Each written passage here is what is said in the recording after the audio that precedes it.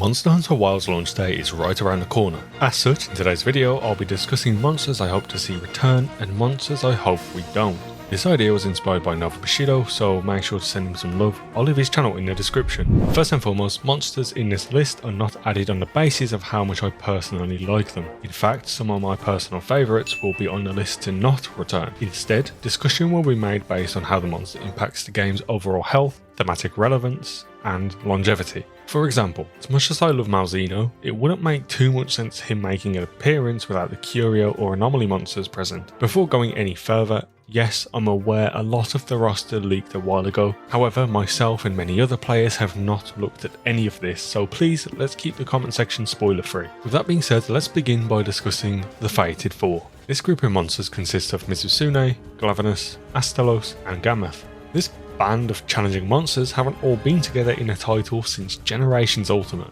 We saw only Glavenus return in World, and then saw Mizusune and Astalos release in Risebraid. Meanwhile, Gameth, a fan favourite, appeared in neither. A lot of you are probably coming from World and Rise, so you may be unfamiliar with this mammoth. Essentially, it's a stalwart wall, boasting high HP and offering a unique hunt due to its sheer size. You can watch my first ever hunt against him in my Monster Hunter GU Fated 4 video if you're interested.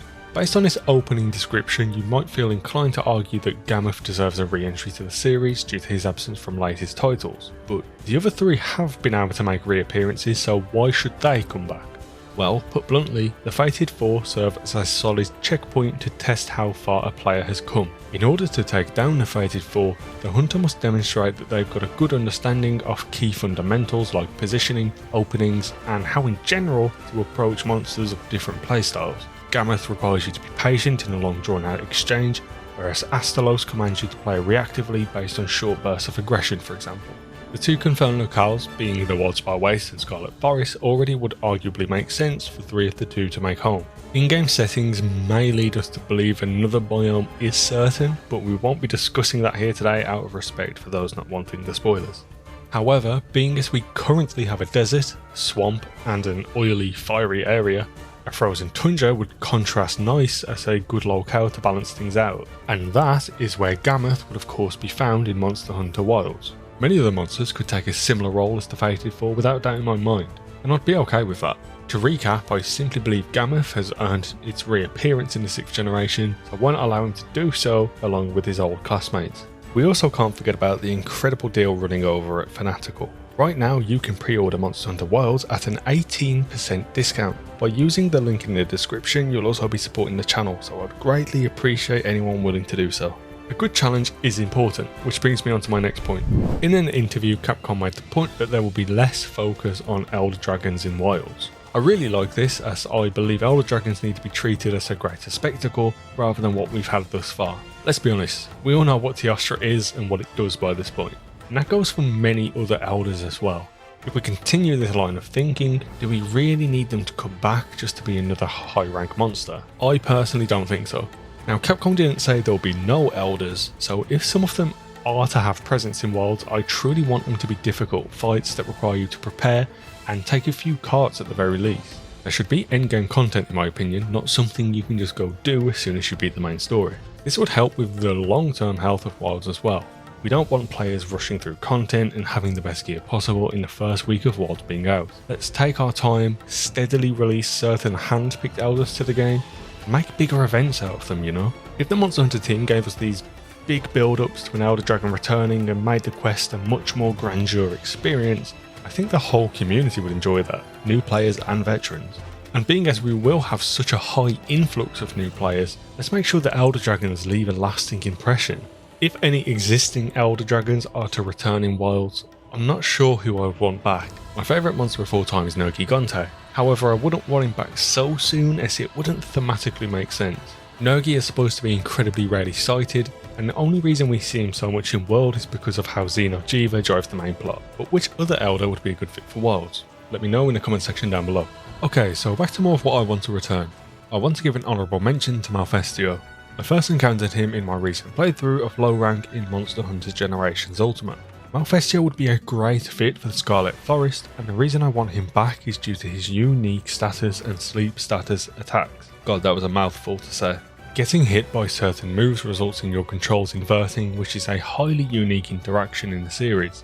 It makes him a memorable encounter, but it's also not as annoying as it sounds, which leaves him to be a great early monster. Furthermore, with his ability to cause sleep status, Malfestio is a great monster to teach players how this mechanic works. Finally, it's also a somewhat small monster compared to the average, which will challenge a player to adapt their approach. You can no longer wildly swing at a big hitbox, you need to aim more carefully, which would be good practice for the focus strike aiming mode newly introduced to Wilds.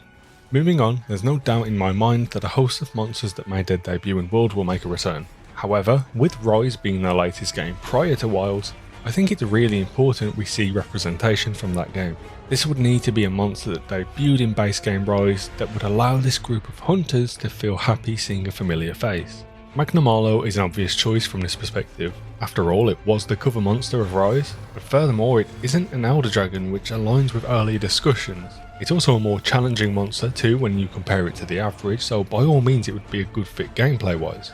However, looking at it thematically, would it make sense? We know Magnamalo wasn't actually tied to rampages from the story of Rise, despite what we originally thought, so by all means it could come back in Wilds and make sense lore wise. I just can't shake the association with the area Magnamalo is typically seen in Rise. Would it look out of place being in Wilds? I'm not sure. We also haven't seen what Magnamalo looks like on a Wild or World type engine. Depending on how many other locales are left to be announced could influence my answer here, so I guess we'll find out. Some other good choices could be Gosharag, Almudron, or even the reintroduction of Apex monsters if they are able to get the system correct. Either way, it would be a giant miss to not give the large quantity of new Rise players monsters from their game. But we have no wirebugs, so good luck fighting these. Back to monsters that we're going to leave out. On a similar train of thought to what we discussed earlier, many monsters have had their time in the sun for a very long time. Rathalos, which is confirmed to return, makes sense as it's pretty much the franchise's mascot. Like, don't get me wrong, we do need a small handful of monsters that will always be present in every single game. This is so they can act as an identifiable factor. Think about what Pikachu and Eevee are to the Pokemon series. Even though at its core it is just a red dragon, when someone sees Rathalos, they think Monster Hunter. There is also a large quantity of monsters that have been in the games back to back to back that I think need a break. Rajang, Zenogre and Nagakuga all make my top 10 list without a doubt. I love these fights with all my heart and they played a big part in teaching me how to play the game. But with that being said, by seeing them in every title they steadily lose value and spectacle in a very similar vein to Elder Dragons. Rajang especially is supposed to be this incredibly challenging target, and yet now I know him like the back of my hand because he's in every game. By giving these guys a break, at least until we get our first expansion, it will make players so much more excited to finally get them back in our game. And it's tough saying all this because I don't want them to be gone, but if we look at it realistically, for the longevity of the franchise at large, not just Wilds, it's important to rotate out the fan favourites every now and then. Within just over a month, we'll soon find out if I was on the right lines with any of this. No matter what, I know I'll find myself happy to hunt whatever appears in front of me. But I do think there's merit in everything we discussed today. If you made it this far into the video, please leave a comment with one monster you want back and one monster you don't. Speaking of Wilds, I think you would enjoy the video on screen now discussing how the clutch core has been improved in Wilds. Thanks for watching.